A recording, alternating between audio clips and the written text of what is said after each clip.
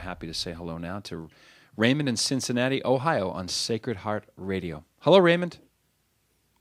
Hi, thank you for taking my call. Go ahead. First, my heart goes out to the previous caller. She'll definitely be in my prayers. Yes, thank you.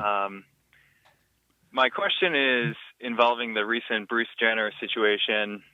Caitlyn Jenner.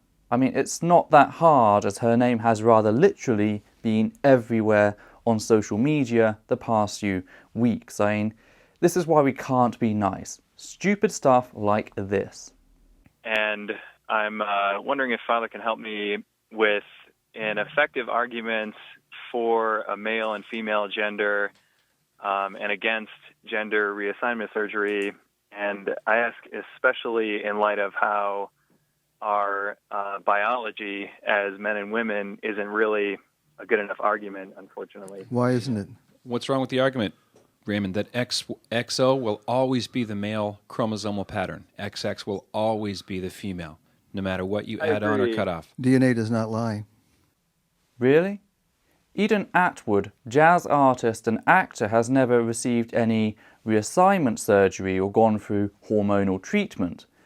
Could you then possibly explain how, if XY always equals a man, why Eden Atwood has XY chromosomes? Again, she's not gone through any physical therapy for this.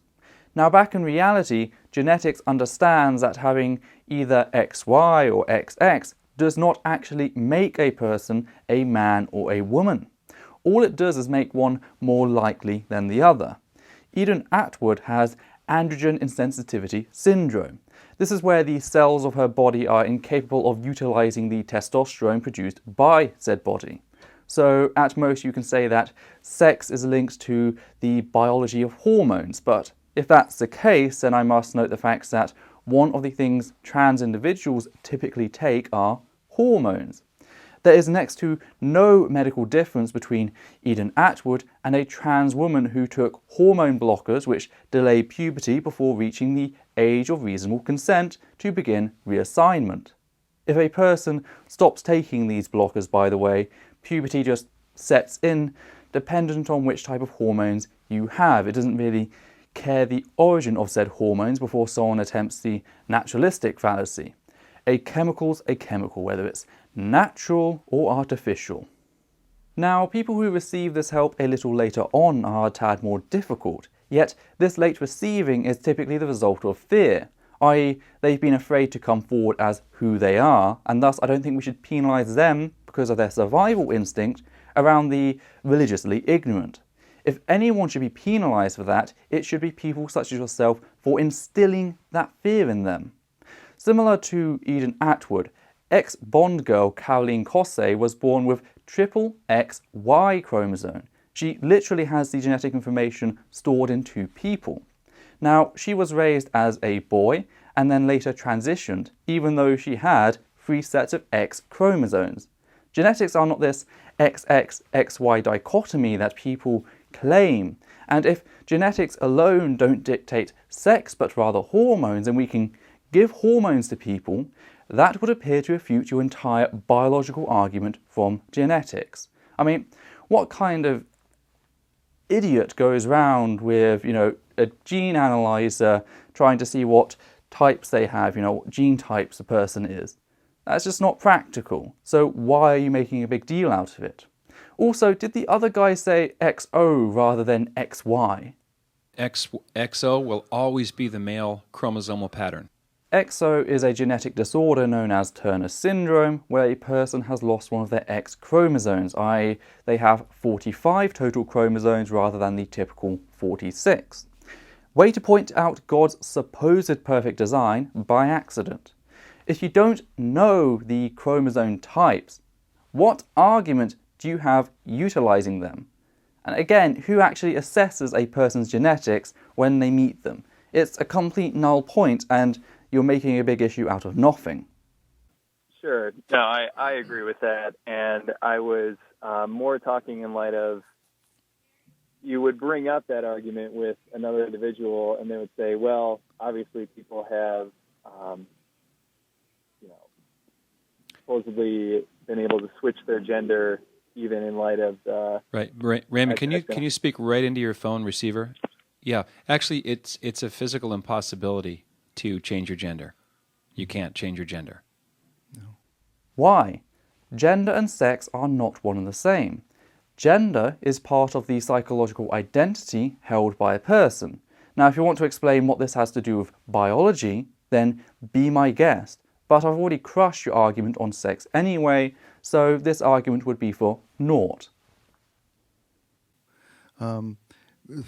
Simply, what's happening is that people are giving far more credence to feelings than to reality. You can feel guilty and not be guilty.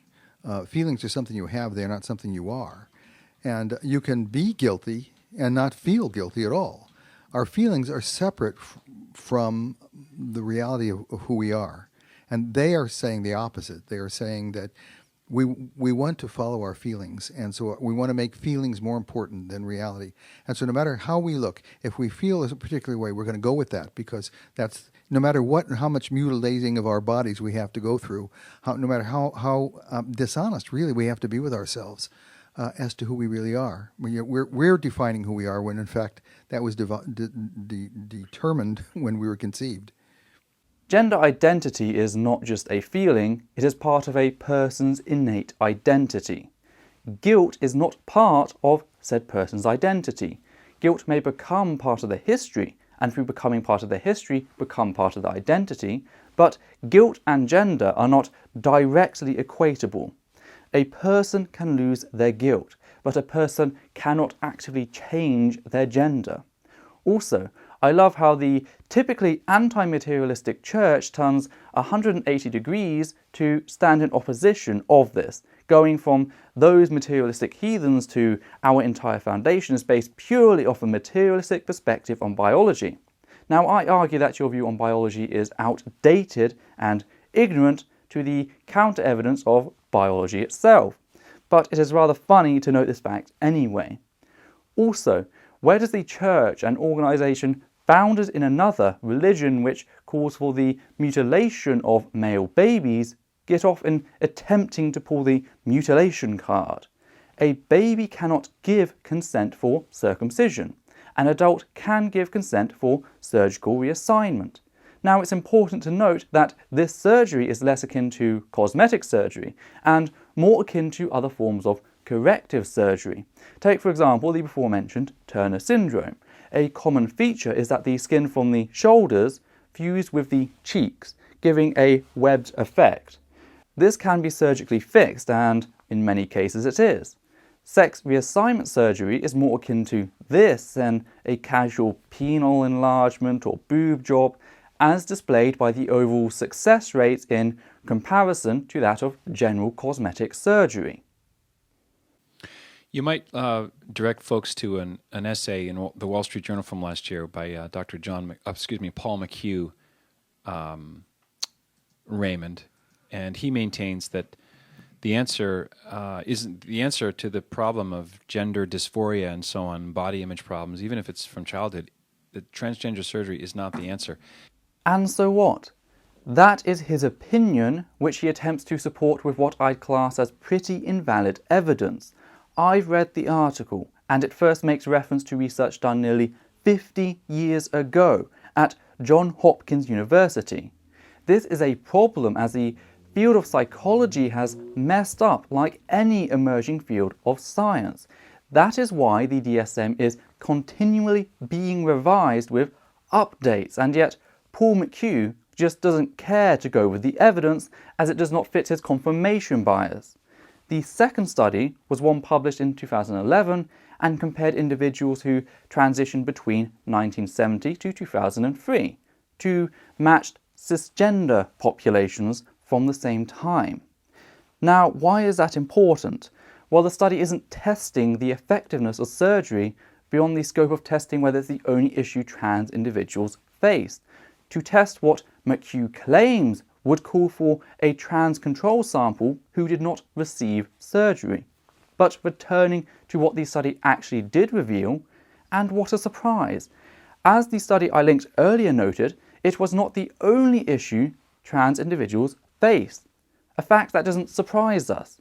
The study I utilised earlier noted the fact that family rejection as well as general societal hostility was another reason for, a fraction of post-op individuals who hold regret.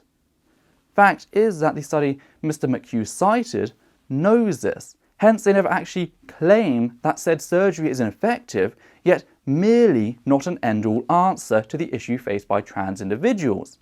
Rather simply, we have to continue to offer support to trans individuals, including post-op trans individuals, whilst we continue to fight trans ignorance and transphobia. It even notes this amongst the possible reasons for decreased mortality in transitions from later samples, along with better medical treatment.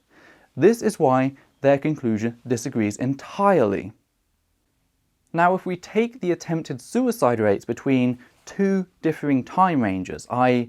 those who transitioned between 1973 and 1988, and compare it to those who transitioned between 1989 and 2003, we may get some more information.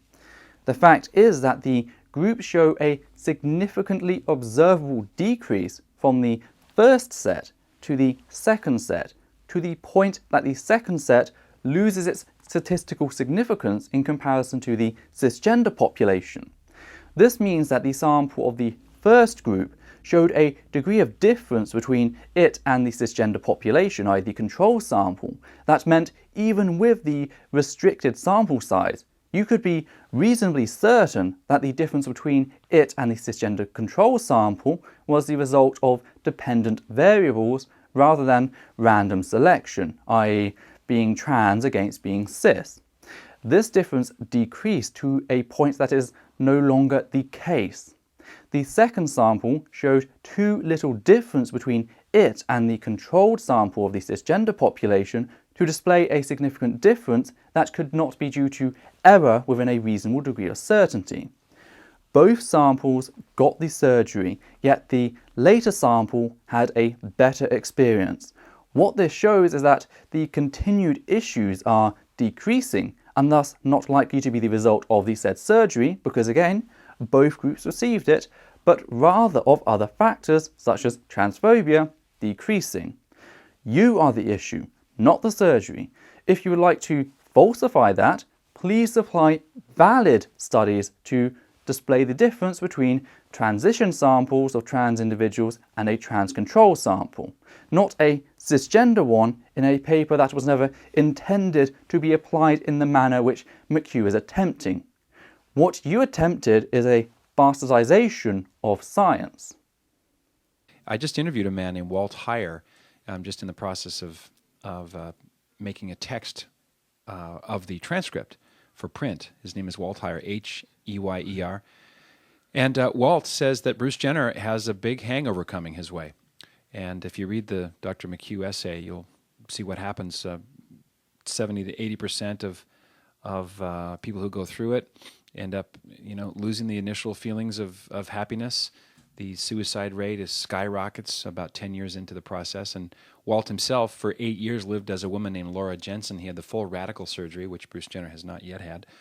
And he can never go back, really, on the external level. But he's now fully functioning as the man he once was. And if you want to, you can hear the interview at catholic.com/focus. It's the one that's still posted now and will be for a while. So did you get those two resources, Raymond? Yes. Yeah, I think that helps. Thank you. All right. Thank you, sir. Appreciate it. Anomalies occur, and that is what Walt Heyer simply is. Surgery typically betters people's lives, and you have yet to display valid counter-argument against this, supported by evidence. Now, I won't try to pretend to know why Walt Heyer feels regret. One possibility is that the religiously supported persecution forced him to regret who he was. Another could be harassment from family, or even such things as raised expectations as to what the surgery dealt with, i.e. in how it does not deal with the before-mentioned factors. All medical treatments have a degree of failure. That's why they have to brief you beforehand and typically get you to sign a waiver. the fact remains that reassignment surgery displays an astonishingly positive effect on an overwhelming majority. Just because one person is allergic to morphine does not act as an argument against the usage of morphine in general. Fact is, this displays exactly what I discussed in my previous video. You are cultivating the realm of ignorance by utilizing dishonest articles who misrepresent their studies, and they cite them in a manner that your average believer will not be able to spot. You are responsible for trans ignorance and transphobia. It's time for you to start accepting that responsibility and the deaths that have followed from it.